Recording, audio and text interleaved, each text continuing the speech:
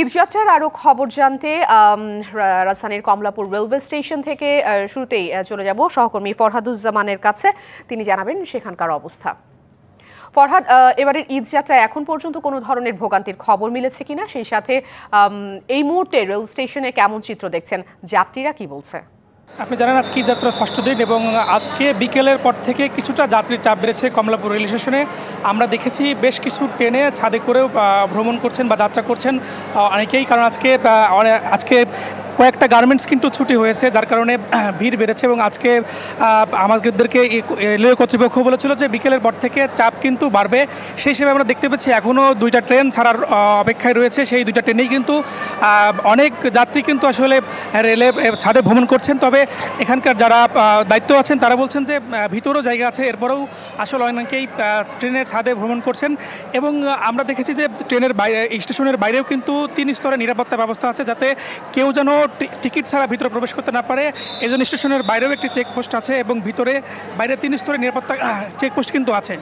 পাশাপাশি এখন পর্যন্ত যারা আছেন তারা বলছেন যে বিকেলের পর থেকে যেহেতু চাপ বেড়েছে, অনেকেই আমরা দেখেছি চিলাহাটির একটা ট্রেনে কিন্তু বেশ কয়েকজন যাত্রী উঠতে পারেন নাই। তারা বলছেন যে ভিড়ের কারণে আসলে উঠতে পারছেন না। তবে এত কিছুর পরেও যাত্রীরা আমাদেরকে বলেছে বিগত কয়েক বছরের তুলনায় তারা এবার অনেকটাই স্বস্তিতে যাত্রা করছেন এবং তারা এই যাত্রায় আসলে অনেকটাই সন্তুষ্টি প্রকাশ করেছেন। এখন পর্যন্ত অপ্রীতিকর কোনো ঘটনা ঘটে নেই। উপকূলীয় একটা ট্রেন প্রায় 1-1.5 ঘন্টা লেট করে ছেড়েছে, বাকি ট্রেনগুলো কিন্তু যথাসময়ে কিন্তু আমরা দেখেছি ছেড়ে যাচ্ছে। তবে বিগত 5 দিনে যে ট্রেন যাত্রা আমরা দেখেছিলাম সেখানে কিন্তু ভোগান্তি বা ছাদে কিন্তু ছিল না। এখন পর্যন্ত আমরা দেখেছি যে ট্রেনের ছাদে কিন্তু এখনও অনেক যাত্রী কিন্তু রয়েছেন, তাদেরকেও বারবার নেমে আসার জন্য কিন্তু এখানকার যারা দায়িত্বরত আছে নিরাপত্তা কর্মী তারা কিন্তু বলছেন যে ট্রেনের ভিতর যাত্রা করার জন্য। এখন পর্যন্ত কমলাপুর রেল স্টেশনে আমার কাছে এই ছিল সর্বশেষ তথ্য। আফরিন। ফরহাদ, আপনাকে অসংখ্য ধন্যবাদ যুক্ত থাকবার জন্য। এবারে সদরঘাট থেকে নৌপথে ঈদযাত্রার খবর জানাতে আমাদের সঙ্গে সরাসরি যুক্ত হচ্ছেন সহকর্মী হাসিব পান্থ। হাসিব, আমরা কমলাপুর রেলওয়ে স্টেশনের খবর শুনছিলাম। লঞ্চ ঘাটে যাত্রীদের চাপ কেমন দেখছেন? অতিরিক্ত ভাড়া নেওয়ার কোনো অভিযোগ আছে কিনা? যাত্রীরা কি বলছেন?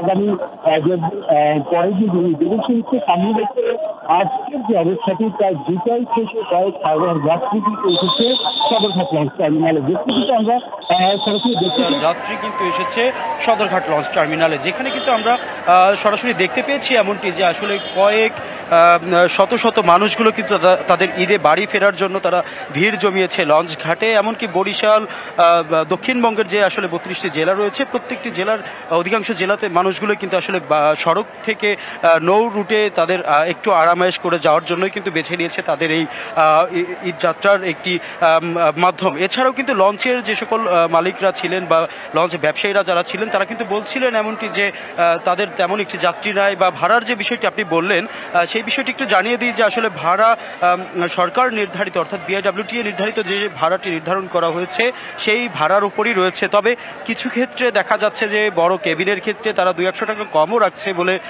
আসলে যাত্রীরা সন্তোষ প্রকাশ করছেন। এছাড়াও লঞ্চের ভেতরে তিল ধারণ ক্ষমতা নেই। আমরা এখন কিন্তু এই মুহূর্তে আছি বরিশাল যে লঞ্চ ঘাটটি ঠিক সেখানে। এখানে এখন পর্যন্ত কিন্তু আসলে যে কয়টি লঞ্চ আছে এগুলো কিছুক্ষণের মধ্যেই ছেড়ে যাবে।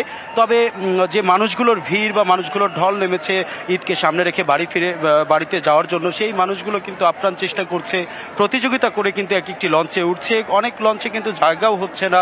তবে আরেকটি বিষয় জানিয়ে রাখি দর্শক, যে বিষয়টি হচ্ছে যে আসলে এর আগে কিন্তু আসলে দেখা গিয়েছে যে লঞ্চে অতিরিক্ত যাত্রীর কারণে বেশ দুর্ঘটনা ঘটতো। তবে এবছর আইন শৃঙ্খলা রক্ষাকারী বাহিনী, বিআইডব্লিউটিএ সহ বিভিন্ন নিরাপত্তা কর্মীরাও কিন্তু এখানে আছে, যাতে লঞ্চে একাধিক যাত্রী না ওঠে। এছাড়াও লঞ্চের ছাদে ভ্রমণ নিয়েও কিন্তু আসলে বেশ একটি প্রথা আছে যে লঞ্চের ছাদে ভ্রমণ করে ঈদের সময় আসলেও, সেই প্রথাকে ভেঙে কিন্তু এবার ছাদে কিন্তু আসলে তেমন কোনো যাত্রী নেই। আমি সর্বশেষ কিন্তু কথা বলছিলাম সদরঘাট লঞ্চ টার্মিনাল থেকে, যেখানে বলছিলাম আসলে সদরঘাটের সর্বশেষ অবস্থাটা।